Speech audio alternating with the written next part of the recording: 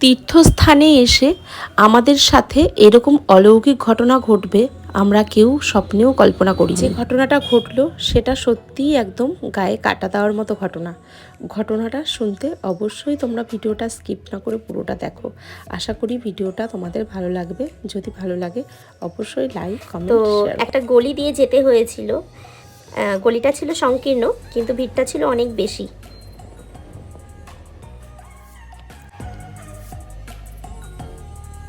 তো দেখতেই পারছো একদম লোকজন কতটা তাড়াতাড়ি করে হেঁটে হেঁটে যাচ্ছে ভিড় ঠেলে। দেখো আমরা পৌঁছে গেছি গঙ্গা নদীতে, যেখানে ছিল ত্রিবেণীর সঙ্গম যেটাকে বলে। তো এখানে তিনটি নদী একসাথে মিলিত হয়েছে, যে কারণে এটাকে বলে ত্রিবেণীর সঙ্গম। তো সেখানে আমরা পৌঁছে গেছি মাঘী স্নানের জন্য। দেখো কতটা ভিড়, মানে মানুষ কল্পনাই করতে পারেনি যে এত ভিড় হতে পারে। তো আমি তখন অলরেডি স্নান করে ফেলেছি, স্নান করে পুজো দিচ্ছি। তো এই স্নানের মধ্যে যে কতটা শান্তি লেগেছিল সেটা তোমাদেরকে বলে বোঝাতে পারবো না। যারা চাও যে আসবে এরকমভাবে এখানে স্নান করার উদ্দেশ্যে, তো অবশ্যই চলে আসতে পারো। ভীষণ সুন্দর, ভিড়টা একটু বেশি। প্রত্যেকে তোমরা কিন্তু আসতে পারো। যারা প্রয়াগরাজে যেতে পারোনি অবশ্যই কিন্তু এই ত্রিবেণীতে এখানে এসে কুম্ভ স্নান করতে পারো। এখনও আর একটা তিথি আছে, সেই তিথিতেও কিন্তু তোমরা আসতে পারো। তো দেখো এখানে রয়েছে জগন্নাথ দেবের মন্দির।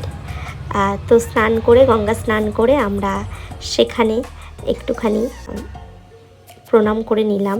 আমাকে ঠাকুরের টিপ পরিয়ে দিলেন যিনি।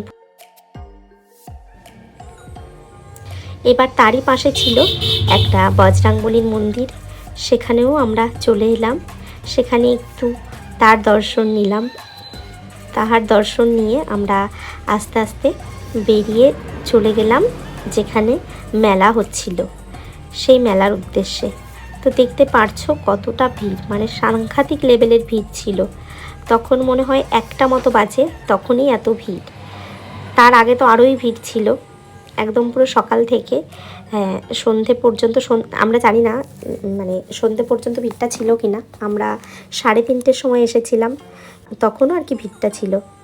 ওই যে দেখতে পেলে একজন সংকীর্তন করছে, ওনার পাশাপাশি সবাই নাচতে নাচতে যাচ্ছিল। তো যেখানে গঙ্গার ঘাটটা ছিল সেখান থেকে খানিকটা দূরেই ছিল ওই মেলা প্রাঙ্গণ। সেখানে আমরা চলে যাই আস্তে আস্তে করে। তো এই দিদিভাই বলছিলেন যে ব্লগ করছো, আমাকে একটু নাও। তো এনাকে ব্লগে একটু দেখানো হলো।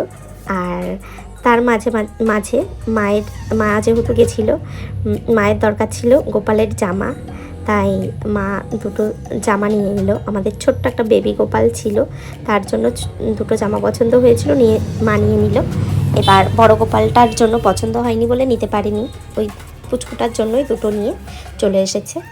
এবার দেখো একটা খাল দেখালাম, ওই খালের ওপারেই হচ্ছে মেলা।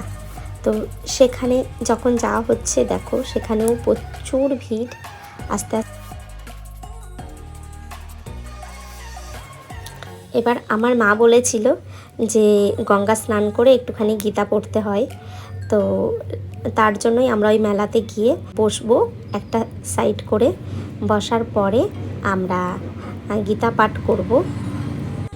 তার জন্যই আমরা সবাই মিলে চলে গেছিলাম। আমাদের সাথে প্রায় ছিল 7 জন, একসাথে আমরা গেছিলাম। তো দেখো মেলা প্রাঙ্গণেও কিন্তু প্রচুর লোক।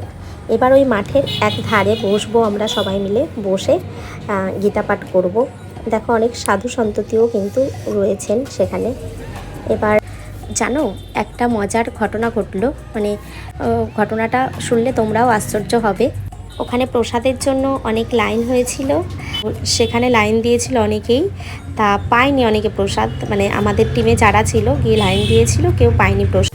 একজন ছিলেন, তাকে নাকি হঠাৎ করে একজন বয়স্ক মহিলা এসে নাকি হাতে পায়েসের বাটিটা দিয়ে গেছিলেন। এবার আমি যখন গীতাটা পাঠ করছিলাম তখন না উনি পায়েসের বাটিটা এনে আমার মা একটা ফুল দিয়েছিল, গীতা পড়ার সময় এক ফুল দিতে হয়, জল দিতে হয়, এগুলো দিয়েছিল।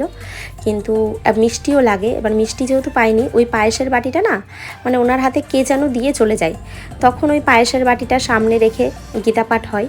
ওই পায়েসটাকেই একদম পুরো প্রসাদ হয়ে যায়।